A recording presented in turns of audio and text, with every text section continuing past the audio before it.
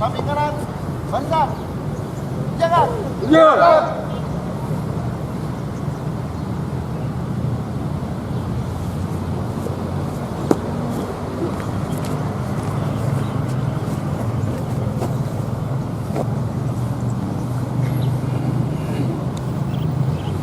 Istirahat, di tempat.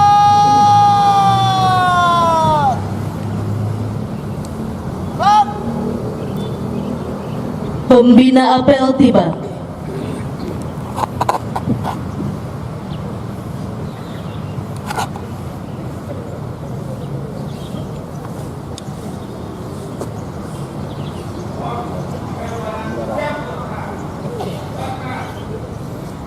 Pembina apel memasuki lapangan apel. Ya. Baik. Penghormatan kepada pembina apel. Kepada pembina apel. Baik.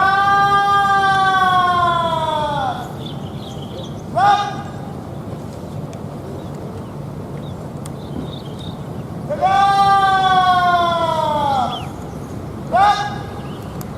Laporan pemimpin apel kepada pembina apel.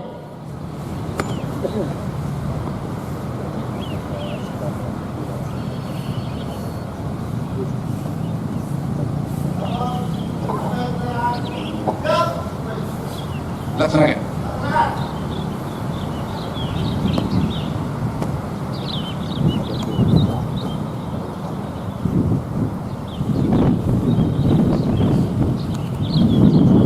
Amanat pembina apel, barisan diistirahatkan.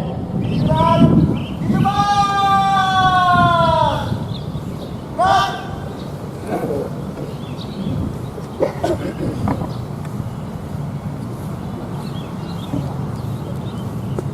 Bismillahirrahmanirrahim. Assalamualaikum warahmatullahi wabarakatuh. Waalaikumsalam warahmatullahi wabarakatuh. Alhamdulillah wassalatu wassalamu ala Rasulillah wa ala alihi wa sahbihi wa mawala. Amma ba'd. Yang kita hormati jajaran pimpinan UIN Araniri, dalam hal ini hadir bersama kita Bapak Wakil Rektor 3, Pak Dekan, Bapak Direktur Pasca Sarjana, para guru besar, Bapak Ibu, hadirin sekalian yang berbahagia. Alhamdulillah, pagi ini yang cerah kita bisa berkumpul di halaman Rektorat UIN Araniri. Dan mungkin ini apel perdana dalam konteks kepemimpinan baru UIN Araniri.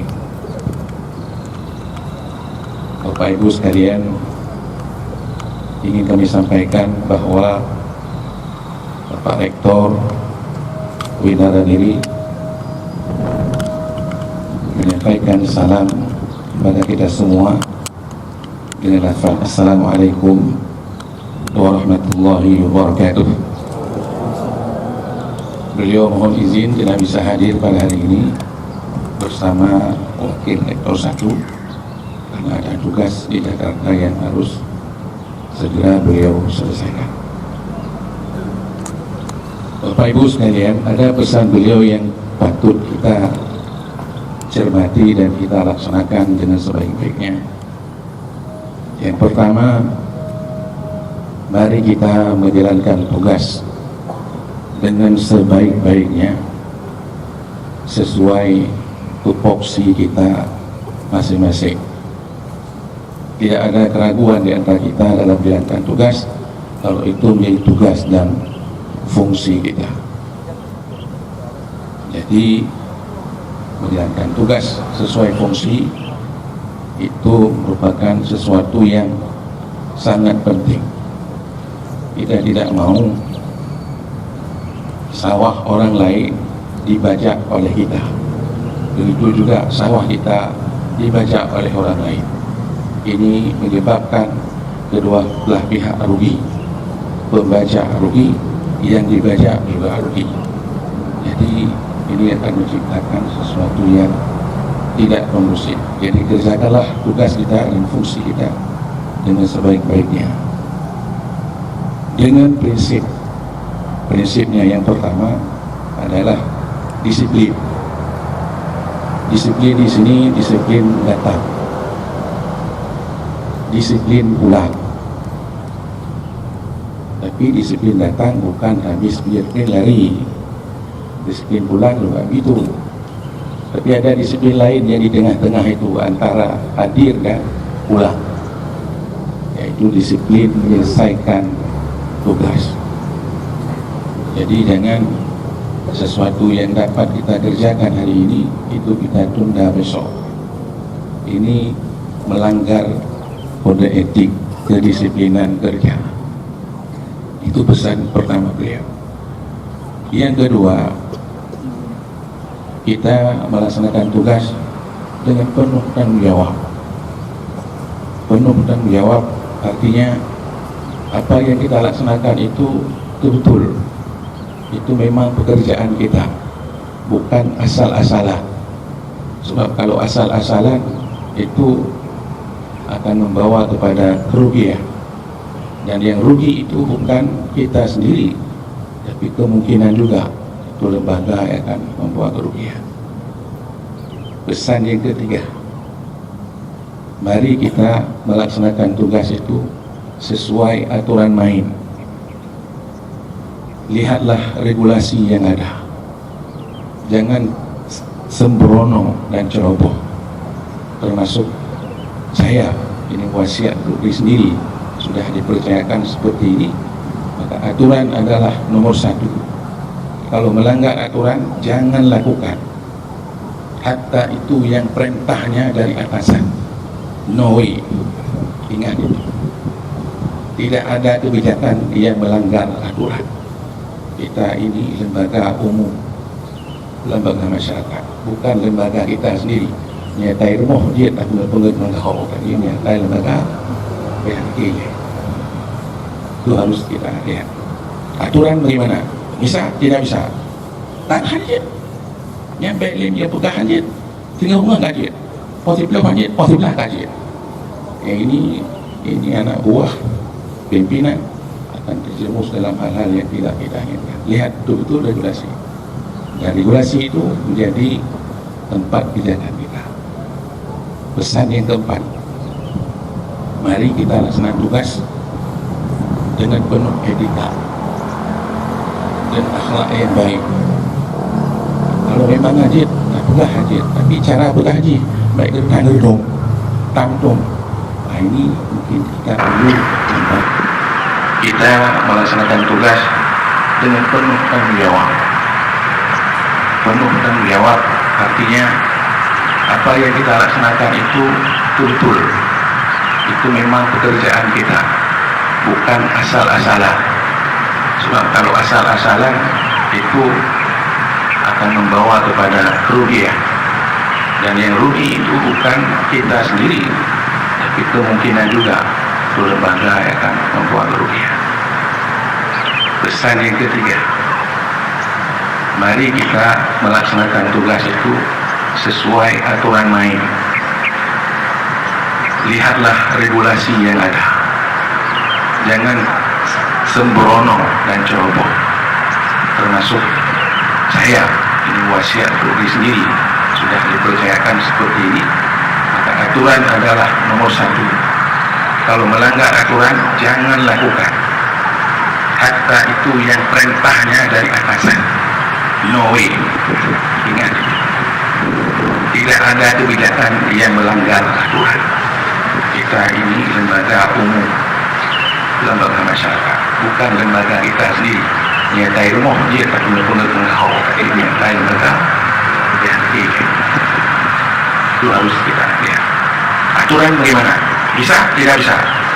Tak hadir. Nyampe lim yang buka hadir. Tinggal rumah tak hadir. Positif hadir, positif hadir.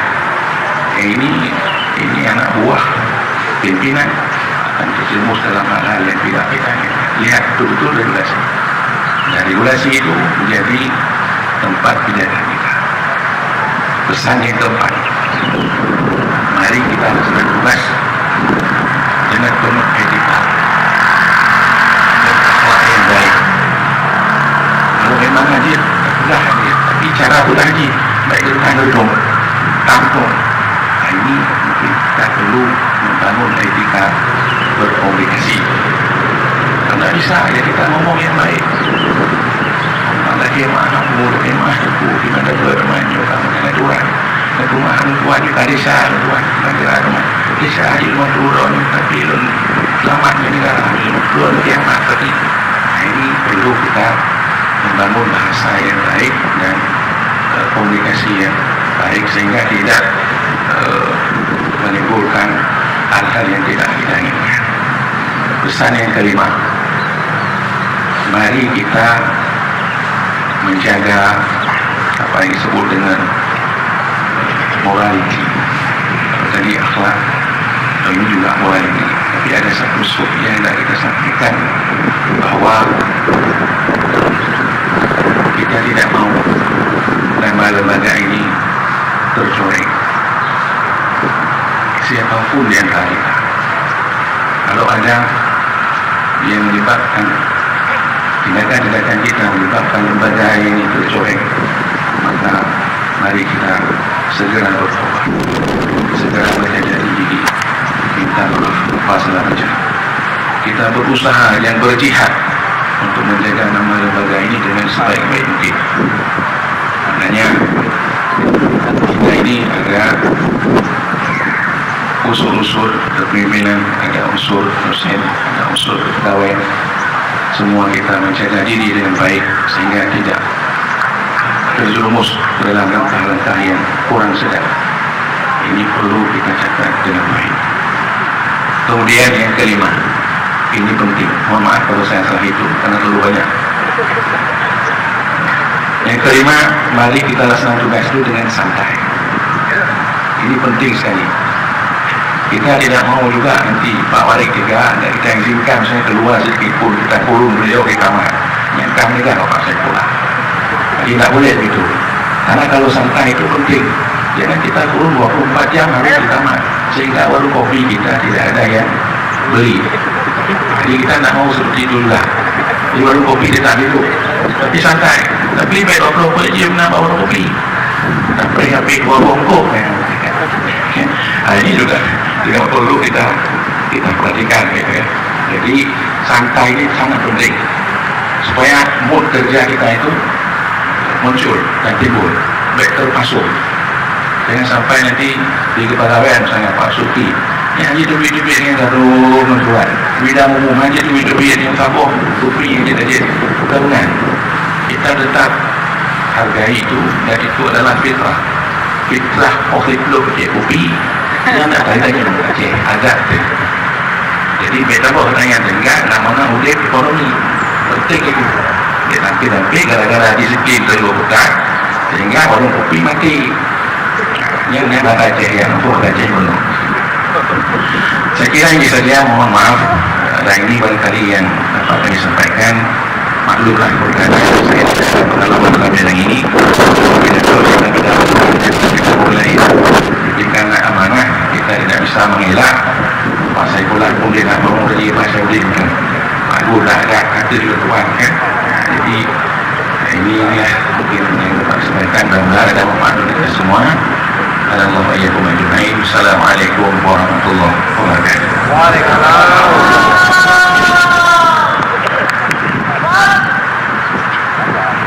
Laporan pemimpin apel kepada pembina apel.